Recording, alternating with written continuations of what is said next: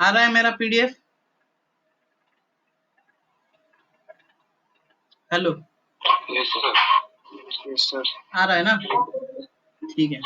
तो आज का हमारा जो टॉपिक है वो होगा मेंटेनेंस रिकॉर्ड्स के बारे में। ओके, तो हमने काफी चीजें पढ़ लिया। कहने के लिए जाए तो 145 के बारे में, पर्सन्स रिक्वायरमेंट हो गया। पर्सन्स के बाद हम क्या पढ़े? सर्टिफाइंग स्टाफ, सपोर्ट स्टाफ हो गया। उसके बाद टूल्स, इक्विपमेंट, मटेरियल्स के बारे में पढ़ा। उसके बाद मेंटेनेंस डाटा पढ़ा, सर्टिफिकेशन ऑफ मेंटेनेंस पढ़ा।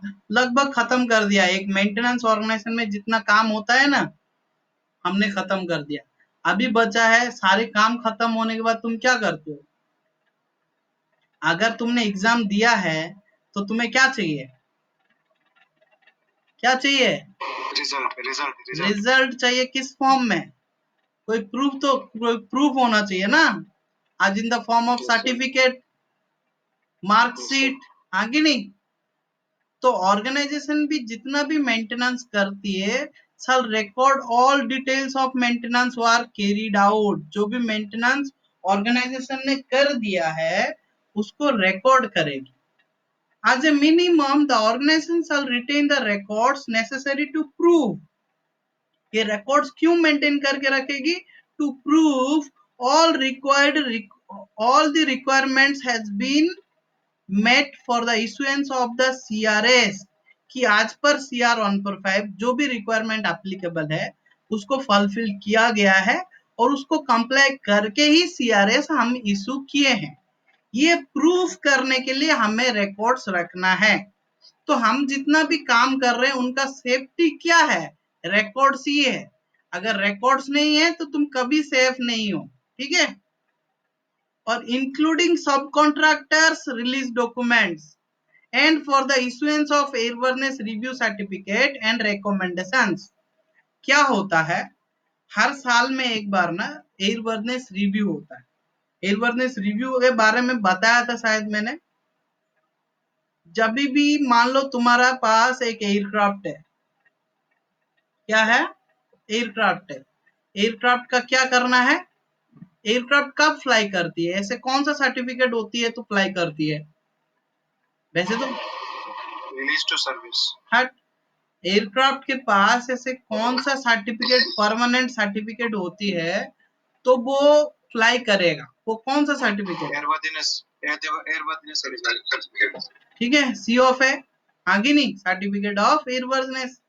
अगर उस सर्टिफिकेट का एक सर्टेन ईयर्स तक, XYZ ईयर्स तक वैलिडिटी रहता है, मान लो 5 साल ही रहता है, मान लो, आगे नहीं, मान लो उस सर्टिफिकेट का 5 साल तक वैलिडिटी रहता है, तो पहली बार कभी ना कभी सर्टिफिकेट ऑफ एयरवर्दीनेस मिला होगा इस एयरक्राफ्ट के लिए, आगे नहीं। तो पहली बार जब सी ऑफ ए मिला होगा तो सी ऑफ ए तभी मिला होगा जब पहली बार एयरवर्दीनेस रिव्यू सर्टिफिकेट मिला होगा। और एयरवर्दीनेस रिव्यू सर्टिफिकेट कब मिलता है? जब एयरवर्दीनेस रिव्यू होता है। ठीक है? तो एयरवर्दीनेस रिव्यू होता है तो एयरवर्दीनेस रिव्यू सर्टिफिकेट मिलता है, तो उसे बोलता है क्या? इशू किया गया क्या तुम्हारे लिए? Airworthiness review certificate. तभी जाके तुम्हारे को सी ऑफ ए मिलता है। और ये जो सी ऑफ है तुम्हारे ARC के ऊपर, एयरवर्दीनेस रिव्यू सर्टिफिकेट के ऊपर डायरेक्टली डिपेंडेंट है। अगर गलती से तुम्हारी DGCA ने एयरवर्दीनेस रिव्यू सर्टिफिकेट कैंसिल किया तो सीओफए भी गया। लेकिन सीओफए तो 5 साल के लिए वैलिडिटी था ना भाई। एयरवर्दीनेस रिव्यू सर्टिफिकेट का कितना दिन वैलिडिटी रहता है? Just 1 year. एक बार 1 साल हो गया एयरवर्दीनेस रिव्यू सर्टिफिकेट को, तो तुम्हारी एयरक्राफ्ट में फिर से क्या करना पड़ता है? Airworthiness review. तो ये जो एयरवर्दीनेस रिव्यू पहली बार इशू किया गया है, उस एयरवर्दीनेस रिव्यू सर्टिफिकेट को क्या किया जाता है? एक्सटेंड किया जाता है, फिर से इशू नहीं किया जाता। ठीक है? आज की डेट में 2020 में अगर तुम्हारी एयरक्राफ्ट के लिए ARC इशू किया गया था, तो आज की डेट में फिर से तुम्हारी ARC को क्या किया जाएगा? 1 साल के लिए एक्सटेंड कर दिया जाएगा। Yes, sir. हाँ कि नहीं? फिर से 1 साल हो गया तो फिर से एयरवर्दनेस रिव्यू होगा। रिव्यू करने के बाद फिर से तुम्हारी एआरसी को क्या कर दिया जाएगा? एक्सटेंड कर दिया जाएगा। ठीक है, हाँ कि नहीं? तो ऐसे एक्सटेंड होता रहेगा 2 बार। कितने बार? 2 बार। ऐसे 2 बार एक्सटेंड होने के बाद फिर से इशू किया जाएगा। ओके, तो ये एयरवर्दनेस रिव्यू करता कौन है? ये एयरवर्दनेस रिव्यू जनरली डीजीसीए करता है पहली बार के लिए, या तो केमो करता है, कंटिन्यूइंग एयरवर्दनेस मैनेजमेंट ऑर्गेनाइजेशन है। किसके अंडर आता है? सीआरएम के अंडर आता है। वो केमो भी करता है। कभी कभी केमो नहीं करता है तो केमो एयरवर्दनेस रिव्यू करके रिकमेंडेशन दे देता है।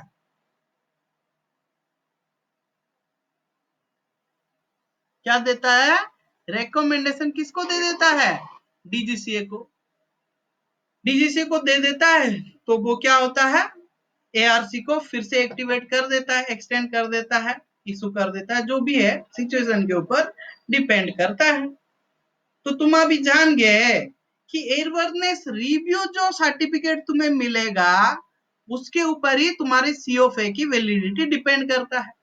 अभी बात करते हैं एयरवर्दनेस रिव्यू सर्टिफिकेट तुम्हें कैसे मिलेगा। तो वो देखा जाएगा पिछले 1 ईयर में तुमने जो मेंटेनेंस किया है, मेंटेनेंस सही तरीके से किया है कि नहीं, सीआर 145 की रिक्वायरमेंट्स को फुलफिल करके। तो वो 1 साल में तुमने रिक्वायरमेंट्स को फुलफिल करके देख मेंटेनेंस किया है कि नहीं, पता कैसे चलेगा? कैसे चलेगा? कोई बताएगा? वो क्या देखेंगे? Maintenance record. Very nice, maintenance records को चेक करेंगे। क्यों? पिछले 1 साल में टाइम मशीन में पीछे तो नहीं चले जाएंगे ना, तो इसलिए यहाँ पे तुम्हारी देखा जाएगा मेंटेनेंस रिकॉर्ड्स। तो तुम्हारी मेंटेनेंस रिकॉर्ड्स बहुत जगह काम आता है भाई, याद रखना। ठीक है, वो लाइन थोड़ा घुमा फिरा के दिया था इसलिए मैं यहाँ पे आ गया। तो तुम्हारी मेंटेनेंस रिकॉर्ड्स ये प्रूफ करवाते हैं कि तुमने सीआर 145 रिक्वायरमेंट्स के हिसाब से क्या किया है, क्या किया है, फॉलो करके सारे मेंटेनेंस किया है और सही से मेंटेनेंस करके सही से रिक्वायरमेंट्स को कंप्लाई करके सीआरएस इशू किया है। ओके, इसलिए तुम्हारी रिकॉर्ड्स रखना बहुत ही जरूरी है। कौन सी रिकॉर्ड्स की बात कर रहा हूँ? मेंटेनेंस रिकॉर्ड्स की। Maintenance records. ओके, उसके ऊपर आगे की बहुत सारी चीजें डिपेंडेंट है। मेंटेनेंस रिकॉर्ड नहीं रखा तो एआरसी नहीं मिलेगा, एआरसी नहीं मिलेगा तो सीओ पे उधर गया, सीओ पे नहीं मिलेगा तो एयरक्राफ्ट भी नहीं उड़ेगा। तो पैसा किधर से कमाएगा शेड्यूल ऑपरेटर? या नॉन शेड्यूल हो गया तो भी वो एयरक्राफ्ट उड़ा नहीं पाएगा। समझ रहे हो ना? मेंटेनेंस रिकॉर्ड्स के ऊपर क्या क्या चीजें डिपेंड कर रहा है। इंपोर्टेंस समझ रहे हो ना मेंटेनेंस रिकॉर्ड की? Yes, sir. तो मेंटेनेंस रिकॉर्ड्स को डिफरेंट जगह डिफरेंट तरीके से जैसे डीजीसीए ने बोला है वैसे मेंटेन करके रखना है। तो ऑर्गेनाइजेशन पैराग्राफ बी में आ जाओ। तो organization shall provide a copy of each CRS. ये जो सीआरएस जो बोल रहा है ना, certificate of release to service, ये भी एक प्रकार का मेंटेनेंस रिकॉर्ड सी ही है। ये भी एक प्रकार का क्या है? मेंटेनेंस रिकॉर्ड सी है।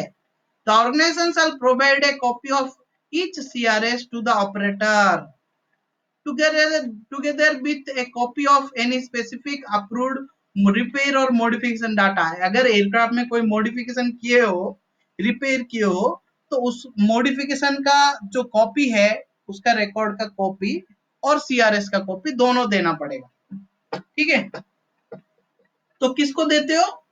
जिसका एयरक्राफ्ट है। किसका एयरक्राफ्ट है? एयरक्राफ्ट ऑपरेटर का एयरक्राफ्ट है। तो एयरक्राफ्ट ऑपरेटर को उसका एक कॉपी देना जरूरी है। ओके, तो उसके बाद क्या बोला है? The organization shall retain a copy of all detailed maintenance records and associated maintenance data for 3 years from the date the aircraft or component to which the work relates was released from the organization। जब से तुमने CRS दिया है, जब से वो aircraft को organisation से निकाल के छोड़ा है, तब से वो रिकॉर्ड्स को कितना दिन तक रखना है? 3 years. 3 इयर्स तक मेंटेन करके रखना है, ठीक है।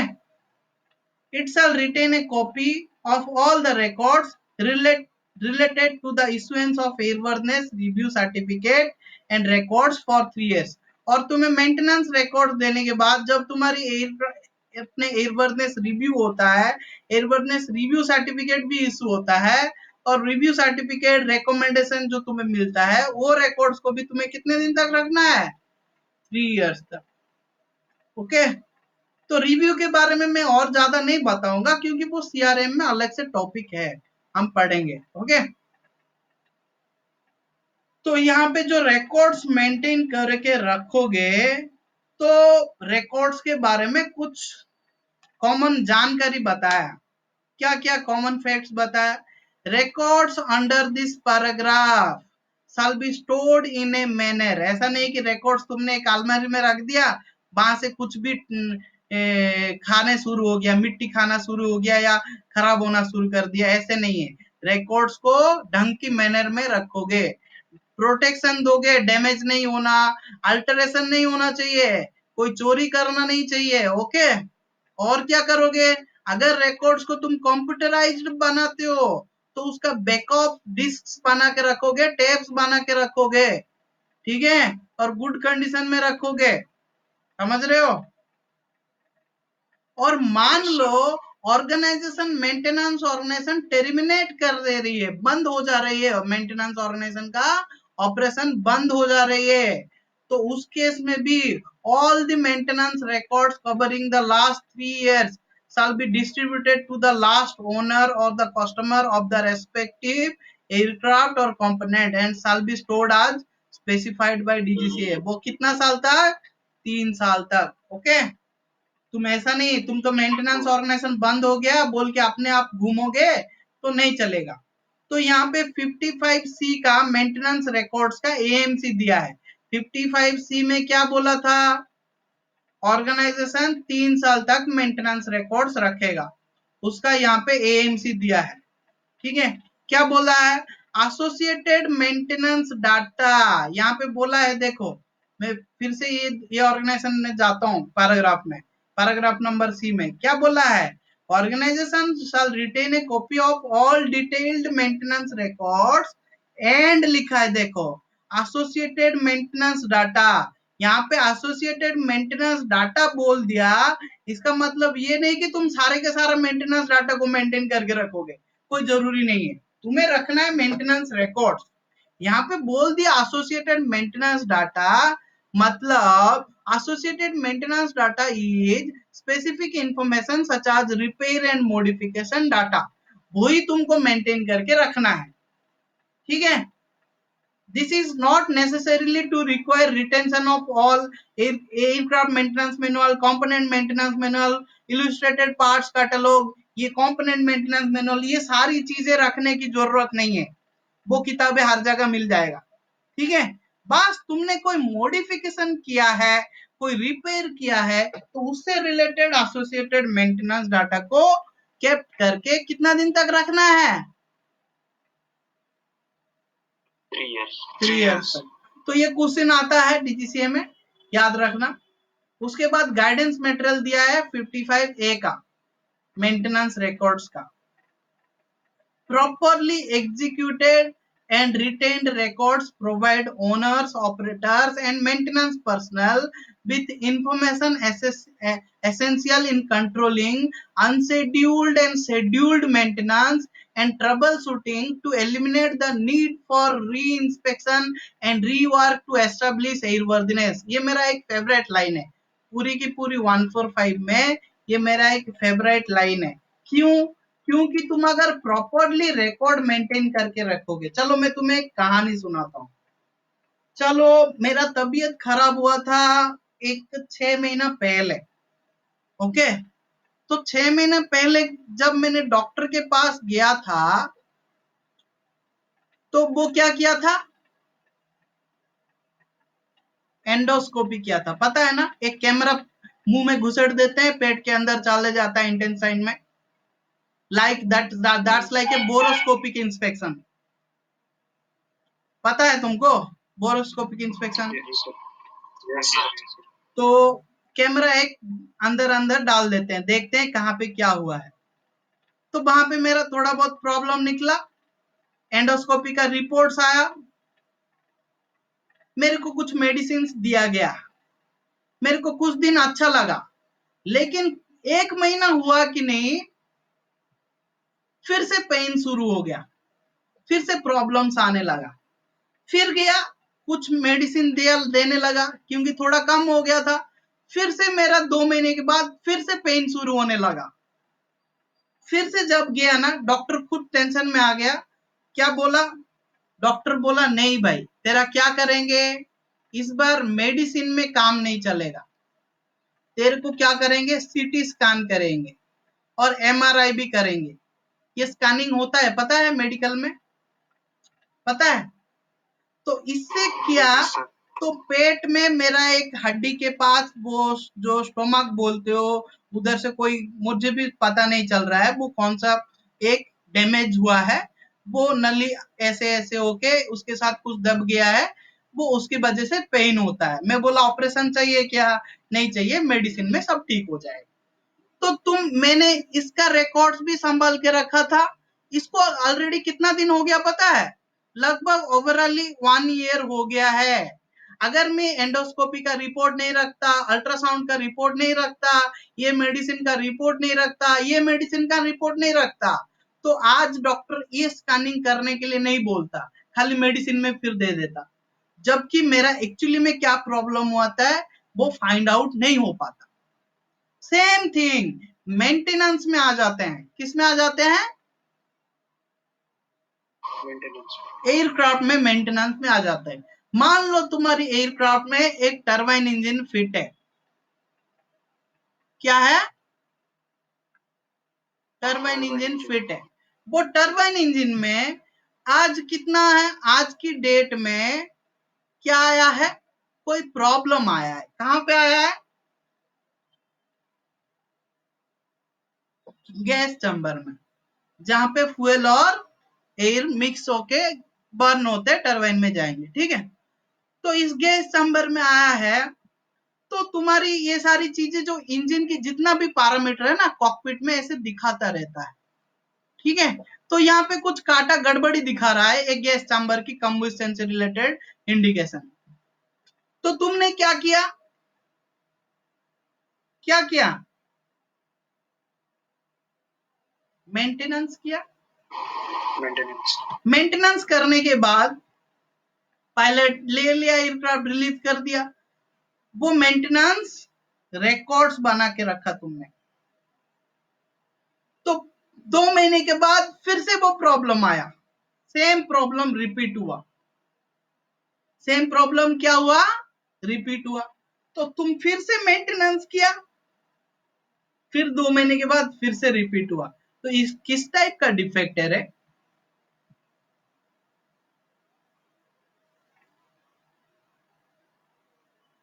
किस टाइप का डिफेक्ट है? Repetitive defect. रिपीटेटिवली आ रहा है ये। तो तुम इसका रिकॉर्ड्स रखे हो, इस रिकॉर्ड्स के ऊपर क्या कर सकते हो?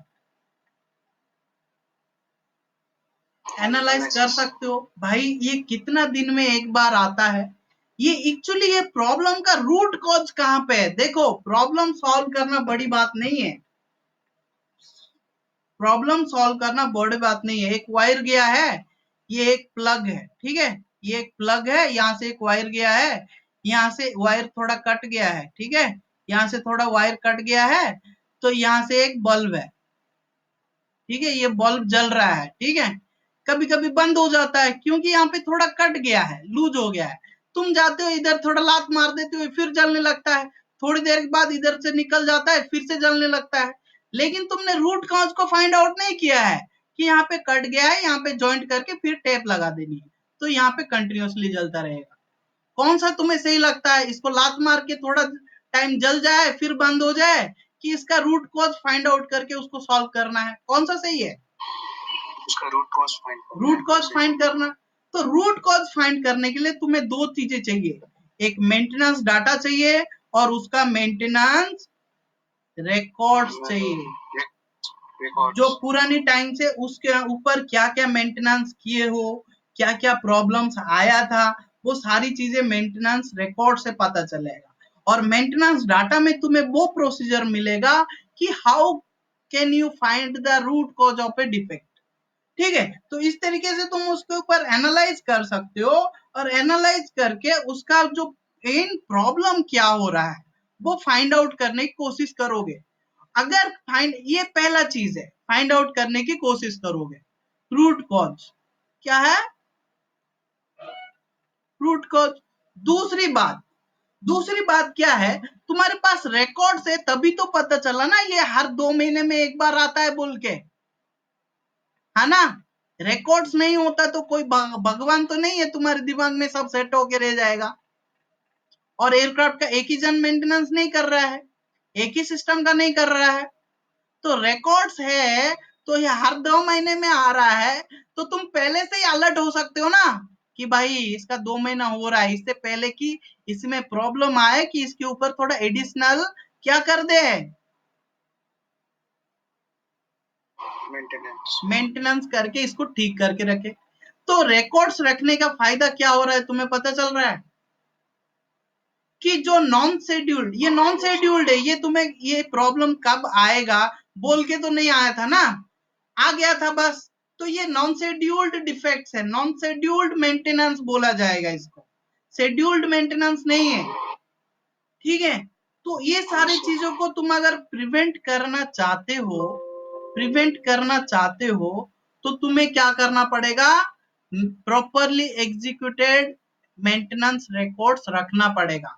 और किसके पास रखना पड़ेगा? ओनर और ऑपरेटर और मेंटेनेंस पर्सनल के पास। क्यों रखना पड़ेगा? क्यों जरूरी है? जरूरी है, this is essential. What is maintenance records? essential in controlling unscheduled and scheduled maintenance। Scheduled maintenance करने में भी और अनशेड्यूल्ड मेंटेनेंस करने में भी, और क्या करने में? ट्रबल शूट करने में। ट्रबल शूट करने से क्या पता चलता है? क्या पता चलता है? डिफेक्ट, रूट कॉज पता चलता है। डिफेक्ट क्या है वो तो सबको पता चल जाता है, डिफेक्ट का रूट कॉज पता चलता है।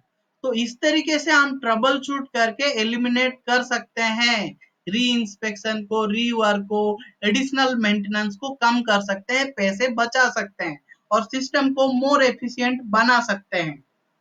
तो इसीलिए हमारे पास रिकॉर्ड्स रखने का दूसरा रीजन है।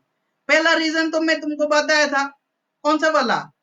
एआरसी वाला, याद है ना, एयरवर्दनेस रिव्यू सर्टिफिकेट वाला। मतलब ऑफिशियली भी ये रिकॉर्ड्स हमें हेल्प करते हैं। दूसरा, डिफेक्ट्स को कंट्रोल करने में हमें हेल्प करते हैं। ओके ही नहीं? तो ये चीज आज तुमने नया सीख लिया। The prime objective is to have secure and easily retrievable records. क्या है? रिकॉर्ड्स ऐसे मेंटेन करके रखना है, गलती से तुम्हारी खो भी गया तो रिट्राइवेबल होना चाहिए। ठीक है, समझ रहे हो ना?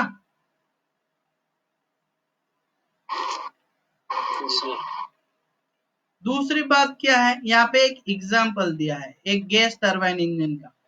क्या बोला है? गैस टरबाइन इंजन में ज्यादातर क्या होता है, एक सबसे स्टार्टिंग में कंप्रेसर होता है, उसके बाद क्या होता है, गैस चैम्बर होता है, उसके बाद टरबाइन होता है, टरबाइन, उसके बाद एक एग्जॉस्ट होता है, फ्यूल आता रहता है, एक्सेसरी गियर बॉक्स एक जगह से रहता है। तो पहले जो इंजिन्स बनते थे ना, उसको इस तरीके से बनाया जाता था कि पूरा का पूरा इंजन तुमको एक ही लगेगा। तुम कोई एक कंपोनेंट निकालने के लिए जाओ तो 1000 कंपोनेंट निकालना पड़ेगा, फिर वो कंपोनेंट निकलेगा। अभी ऐसे नहीं है। अभी क्या किया गया है, तुम्हारा जो इंजन है ऐसे डिजाइन होके आ रहा है, डिजाइनिंग टाइम से ही इस तरीके से डिजाइन होके आ रहा है। मान लो ये तुम्हारा इंजन है, तो ये मान लो क्या है, क्या है, कंप्रेसर सेक्शन है। तो इसको बोल दिया गया मॉड्यूल 1। ये कौन सा है? गैस चैम्बर है, कंबस्टन चैम्बर है। तो इसको बोल दिया गया मॉड्यूल 2। ये टरबाइन है, ठीक है, तो इसको मॉड्यूल 3। ये क्या है, एग्जॉस्ट है, तो मॉड्यूल 4। तो इसमें से कोई भी मॉड्यूल को कभी भी तुम निकाल सकते हो और उस मॉड्यूल के लिए अलग से मेंटेनेंस करके फिर से फिट कर सकते हो। और तुम्हें जब रिकॉर्ड्स बनानी हो तो इस मॉड्यूल के लिए तुम्हें अलग से रिकॉर्ड्स बना सकते हो। तो इस तरीके से क्या फायदा होता है कि हर एक कंपोनेंट का अलग अलग से रिकॉर्ड बन रहा है, तो अलग अलग से मॉनिटर कर सकते हो। क्यों? क्योंकि इसमें जितना भी कंपोनेंट्स लगा है सबका एक लाइफ टाइम तो नहीं है ना, नहीं है ना। टरबाइन ब्लेड का जितना लाइफ टाइम है, टरबाइन में जो शाफ्ट गया है, इंजन में जो शाफ्ट गया है उसका उतना लाइफ टाइम है क्या? या टरबाइन इंजन में कहीं पे एक सील लगा है, वो सील का उतना लाइफ टाइम जितना है, ये टरबाइन ब्लेड का उतना लाइफ टाइम है क्या? कंप्रेसर ब्लेड का उतना लाइफ टाइम है क्या? वेरी करता है ना। तो हमने अगर अलग अलग मॉड्यूल्स में डिवाइड कर दिया इसको, एक एग्जांपल दे रहा हूं, तो क्या आसान होगा कि क्विकली मेंटेनेंस हो पाएगा, दूसरी क्विकली क्या होगा, रिकॉर्ड्स भी बन पाएगा और एक क्लैरिटी रहेगा कि कौन सा कंपोनेंट कितना लाइफ टाइम हो जा रहा है। उसके बेसिस में हम वेट करके रखेंगे कि उसको अवेयर रहेंगे कि उस कंपोनेंट को जल्दी से हम क्या करेंगे, रिप्लेस करेंगे या मेंटेनेंस करेंगे। इसलिए यहाँ पे बोला है some gas turbine engines are assembled from modules and true total time in service for total engine is not kept। जरूरी ही नहीं है कि टोटल इंजन का लाइफ टाइम कितना है, वो जानने की जरूरत ही नहीं है। तुम्हें पता करनी है कि मॉड्यूलर डिजाइन में टाइम इन सर्विस अलग अलग पार्ट्स के लिए, अलग अलग मॉड्यूल्स के लिए, ईच मॉड्यूल के लिए तुम्हें मेंटेन करके रखना है। तो तुम्हारी उस मॉड्यूल में जो पार्ट का लाइफ टाइम खत्म होगा उसको रिप्लेस कर देनी है। समझ में आया? अभी बोला है कि रिकंस्ट्रक्शन ऑफ लॉस्ट और डिस्ट्रॉयड रिकॉर्ड्स, ऐसे तो कम होता है, रेयर केस में होता है, होता नहीं है ज्यादातर, लेकिन फिर भी ऑप्शन दिया है। तुमने अगर मेंटेनेंस रिकॉर्ड्स कहीं पे खो दिया है या मेंटेनेंस रिकॉर्ड्स को डिस्ट्रॉय हो गया है, तो उस केस में तुम मेंटेनेंस रिकॉर्ड्स फिर से रिस्टोर कर सकते हो।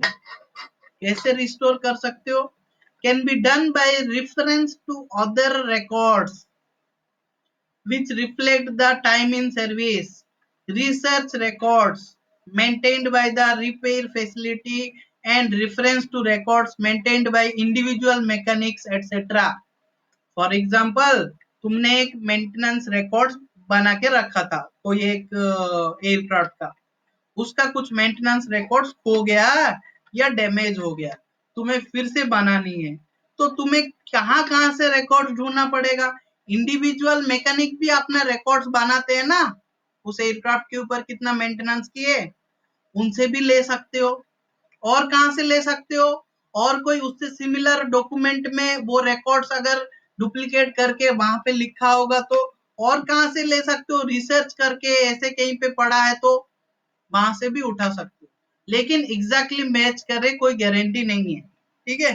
तो इस तरीके के केस में डीजीसी क्या करता है, तुम्हें एडिशनल मेंटेनेंस रिक्वायर करता है, कर सकता है, ठीक है। और डीजीसी चाहिए तो एक्सेप्ट भी कर सकता है, डीजीसी चाहिए तो मना भी कर सकता है। तुमने जो रिकंस्ट्रक्शन किया है ना मेंटेनेंस रिकॉर्ड्स को, वो फुल्ली एक्सेप्ट भी कर सकता है या आधा एक्सेप्ट करेगा, बोलेगा तुम्हारी मेंटेनेंस रिकॉर्ड ठीक नहीं है, तुम एक काम करो, तुम्हारी इंजन का मेंटेनेंस रिकॉर्ड खो गया है ना, तुम इंजन को फिर से ओवरऑल कर दो। इसका मतलब तुम्हें घाटा हो रहा है, लॉस हो रहा है वहीं पे, ठीक है। और ये जो मेंटेनेंस रिकॉर्ड्स है that can be either paper और कंप्यूटर सिस्टम और एनी कॉम्बिनेशन ऑफ बोथ, दोनों कंबाइन करके भी बना सकते हो। लेकिन पेपर बना है तो रोबोस्ट मटेरियल का बनाना है, ठीक है, ताकि कहीं पे रख दे, कहीं से हाथ से छूट जाए तो गलती से भी फटे नहीं, डैमेज ना हो, ठीक है। और कंप्यूटराइज्ड सिस्टम के थ्रू मेंटेनेंस रिकॉर्ड्स बना रहे हो तो हर 24 घंटे में तुम्हें उसे अपडेट करना है, अपडेटेड एटलीस्ट 24 आवर्स, और एटलीस्ट उसके लिए एक बैकअप सिस्टम होना चाहिए, ठीक है। और उसके साथ सेफ गार्ड्स भी लगा रहना चाहिए ताकि कोई पर्सन आके, अनऑथराइज्ड पर्सन आके उसको क्या न कर दे, डाटा चेंज ना कर दे। ये रहा मेंटेनेंस रिकॉर्ड्स के बारे में। Maintenance record finished. उसके बाद आते हैं ऑक्यूरेंस रिपोर्टिंग। ऑक्यूरेंस रिपोर्टिंग मतलब क्या है? ऑक्यूरेंस रिपोर्टिंग मतलब है कि ऑर्गेनाइजेशन में कुछ हो गया, समथिंग ऑक्योर्ड, समथिंग हैपेंड, जो होना नहीं चाहिए था। हर दिन जो हो रहा है, हर दिन डीजीसी को फोन करके बात कर रहा है क्या? डीजीसी किसी का गर्लफ्रेंड थोड़ी ना है कि हर दिन फोन करके बात करेगा, नहीं ना, हर बात नहीं बताएगा ना। तो कुछ हो गया होगा तो बताएगा। कुछ क्या हो गया होगा भाई? कोई कांड हो गया होगा, हाँ कि नहीं? ऐसे ही बोलते हो ना। तो कुछ कौन सा कांड हो गया? जो सीआर के अनुसार होना चाहिए था उसका जस्ट उल्टा कर दिया तुमने, या जो सीआर के अनुसार होना चाहिए था उसके अनुसार किया नहीं तुमने, हाँ कि नहीं? तो वो से टाइप की चीजों को तुम्हें डीजीसीए को रिपोर्ट करना है। और किसको रिपोर्ट करना है? जिस कंट्री में वो एयरक्राफ्ट रजिस्टर्ड है। अगर डीजीसीए इंडिया में ही रजिस्टर्ड है तो वो डीजीसीए को ही करोगे। वो एयरक्राफ्ट आउट ऑफ इंडिया में रजिस्टर्ड है तो उसका भी रेगुलेटरी अथॉरिटी को इन्फॉर्म करोगे, रिपोर्ट करेगा। और किसको रिपोर्ट करोगे? जो ऑर्गेनाइजेशन डिजाइन के लिए रेस्पॉन्सिबल है उसको भी रिपोर्ट करोगे। किसके बारे में? किसके बारे में? जो अनसेफ कंडीशन, जो hazard seriously the flight safety situation create हुआ है, कंडीशन क्रिएट हुआ है तुम्हारी एयरक्राफ्ट या कंपोनेंट में, उस चीज को तुम रिपोर्ट करोगे। ओके, समझ में आया? तो ये जो ऑक्यूरेंस रिपोर्टिंग कर रहे हो इसका पूरा प्रोसेस तुम्हारी डिटेल्ड कहाँ पे है? एक्सपोजिशन में है। कभी भी कोई मेंटेनेंस ऑर्गेनाइजेशन में जाओगे तो ऑक्यूरेंस रिपोर्टिंग कैसे किया जाता है वो रिपोर्टिंग तुम्हें प्रोसीजर कहाँ पे मिलने वाला है? एक्सपोजिशन में मिलने वाला है, ठीक है। उसके बाद कहाँ आता है? The organization shall make such reports in a form and manner established by DGCA. DGCA ने जैसे मैनर में, जैसे फॉर्म में बोला है वैसे ही फॉलो करके, वैसे मैनर में, वैसे फॉर्मेट में ही तुम्हें क्या करनी है? रिपोर्ट्स बना के भेजनी है, ठीक है। और उसके बारे में ऑल पर्टिनेंट इंफॉर्मेशन, मतलब पूरा डिटेल्ड रिपोर्ट भेजनी है। ऐसा नहीं है हमारी ऑर्गेनाइजेशन में वो एक चीज, फलाना चीज टूट गया, तो डीजीसी को क्या पता चलेगा पूरा डिटेल्स क्या हुआ है?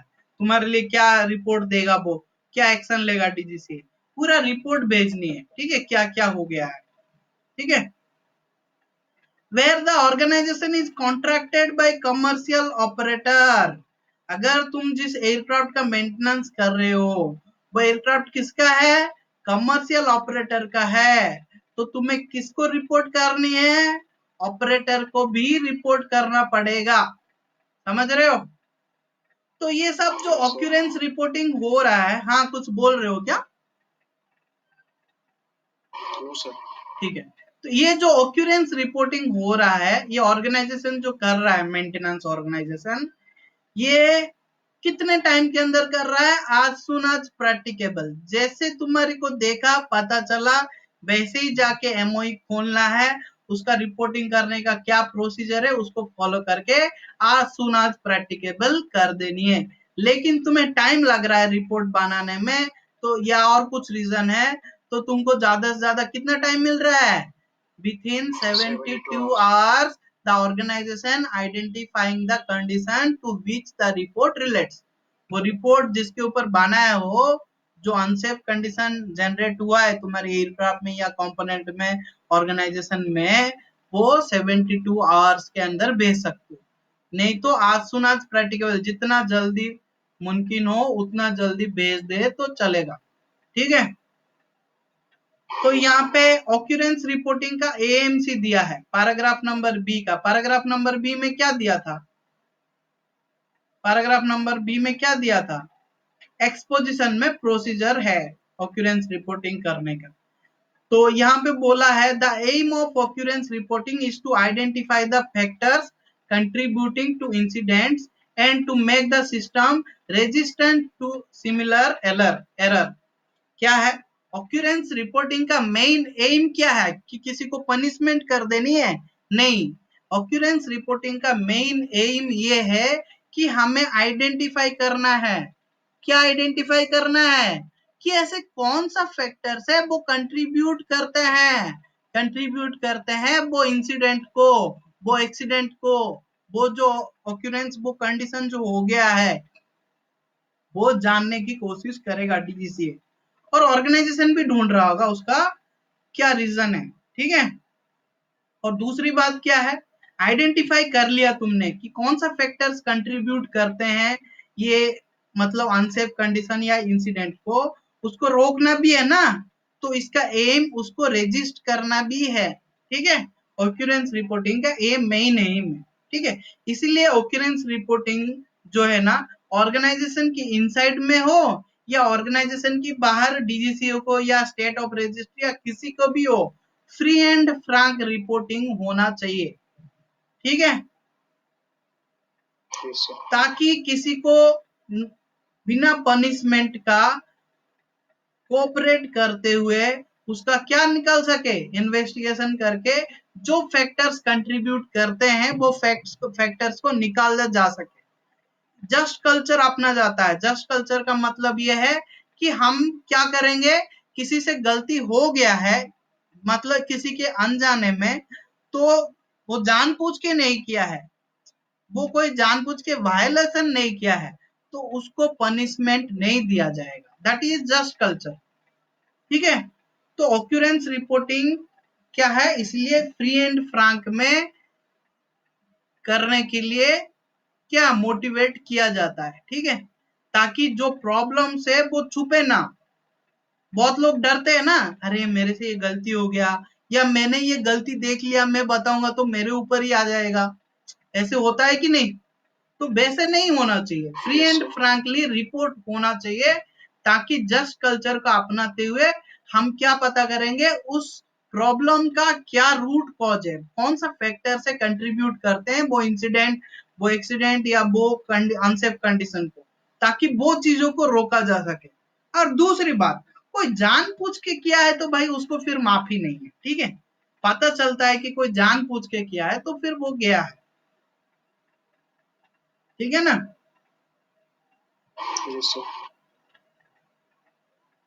तो इसके साथ ऑक्यूरेंस रिपोर्टिंग खत्म हुआ। नहीं, और एक चीज है यहाँ पे, जो चीजें इंपॉर्टेंट है वही पढ़ा दे रहा हूं ताकि तुम्हारे सही तरीके से खत्म हो जाए जल्दी। तो organization responsible for the design, इस ऑर्गेनाइजेशन को भी रिपोर्ट किया जाता था ना। हम ऑक्यूरेंस रिपोर्टिंग किस किस को करते थे? यहाँ पे दिया है ना, ऑक्यूरेंस रिपोर्टिंग तुम्हें किस किस को करना है? ऑर्गेनाइजेशन, स्टेट ऑफ रजिस्ट्री और organization responsible for the design. हाँ कि नहीं? इन तीनों को करते थे। तो यहाँ पे उसका मीनिंग बताया, ये भाई साहब ने बताया कि organization responsible for the design, इसका मतलब है वो टीसी होल्डर है। जो डिजाइन करता है ना उसको ही टाइप सर्टिफिकेट मिलता है।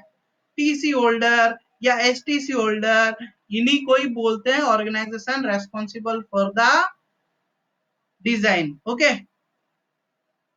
यहाँ पे कुछ एग्जांपल्स दिया है कि किस किस केस में तुम क्या करोगे, ऑक्यूरेंस रिपोर्टिंग करोगे।